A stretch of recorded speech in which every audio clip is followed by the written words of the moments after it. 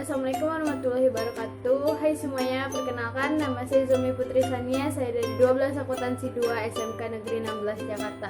Hari ini saya ingin berbagi pengetahuan tentang praktik perlindungan dan penegakan hukum dalam masyarakat untuk menjamin keadilan dan kedamaian. Pertama kita bahas dulu tentang pengertian dari perlindungan hukumnya dan penegakan hukum. Perlindungan hukum yaitu segala upaya yang dilakukan oleh penegak hukum untuk melindungi hak-hak dan subjek hukum agar hak-hak tersebut tidak dilanggar.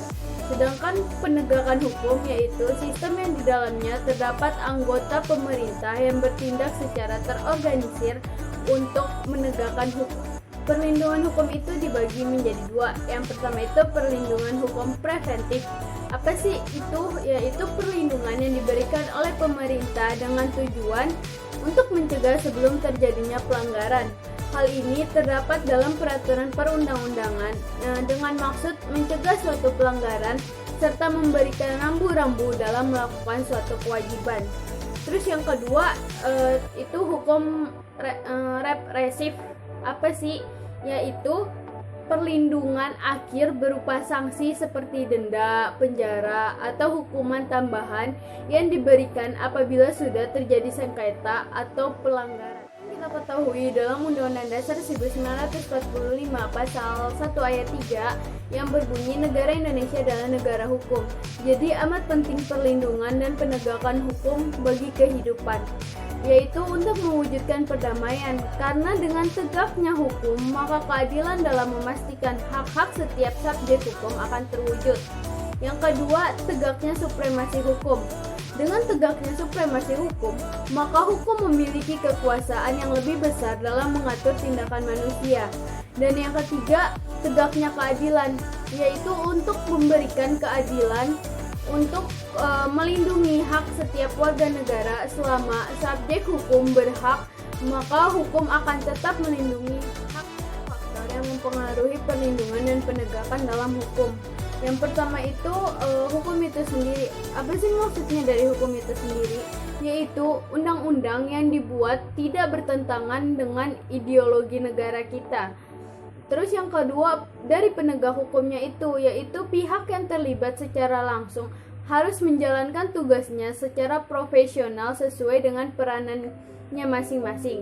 Terus yang ketiga ada masyarakat. Masyarakat harus mengetahui dan memahami hukum yang berlaku serta menaati dengan penuh kesadaran. Yang keempat, sarana atau fasilitas yang mendukung penegakan hukum. Contohnya itu kayak tenaga manusia yang terdidik dan terampil, dan organisasi yang baik. Yang kelima itu ada kebudayaan yang mencakup nilai-nilai yang mendasari hukum yang berlaku. Akibat dari tidak adanya perlindungan dan penegakan hukum itu yang pertama ketidakpercayaan masyarakat kepada hukum. Terus kedua, penyelesaian konfliknya dengan kekerasan. Yang ketiga, pemanfaatan inkonsistensi penegakan hukum untuk kepentingan pribadi. Terus yang keempat, penggunaan tekanan asing dalam proses peradilan. Selanjutnya itu peran lembaga penegak hukum. Yang pertama itu Kepolisian Republik Indonesia atau Polri yang sesuai dengan Undang-Undang Nomor 2 Tahun 2002 Pasal 13 yang isinya Polri memiliki tugas untuk memelihara keamanan dan ketertiban masyarakat, menegakkan hukum, memberikan perlindungan, pengayoman, dan pelayanan kepada masyarakat. Yang kedua itu Kejaksaan Republik Indonesia.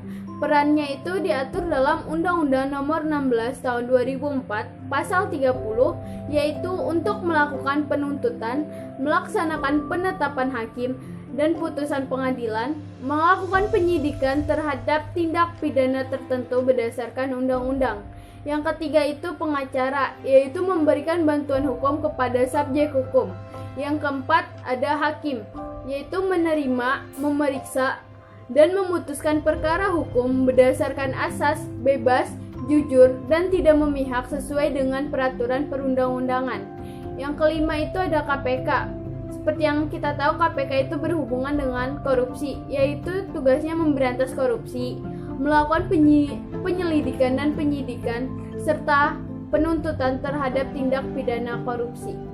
Dinamika pelanggaran hukum itu contohnya kita sebagai siswa, kita tuh nggak ngikutin peraturan atau tata tertib dari sekolah.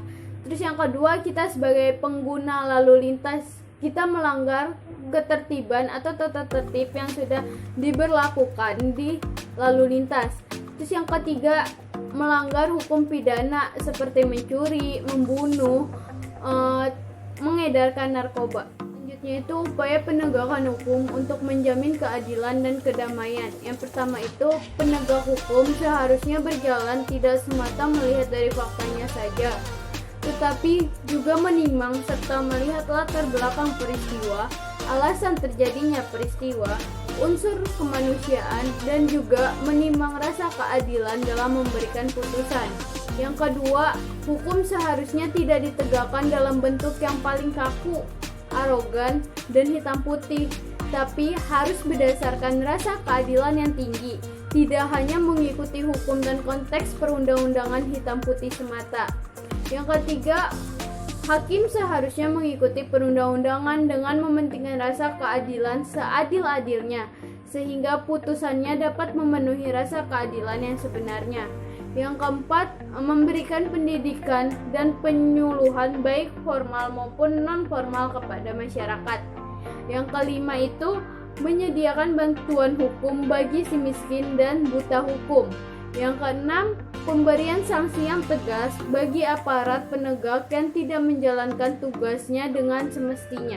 Sekian pembahasan video saya kali ini, semoga dapat bermanfaat dan bisa diterapkan dalam kehidupan sehari-hari. Kurang lebihnya saya mohon maaf. Wassalamualaikum warahmatullahi wabarakatuh.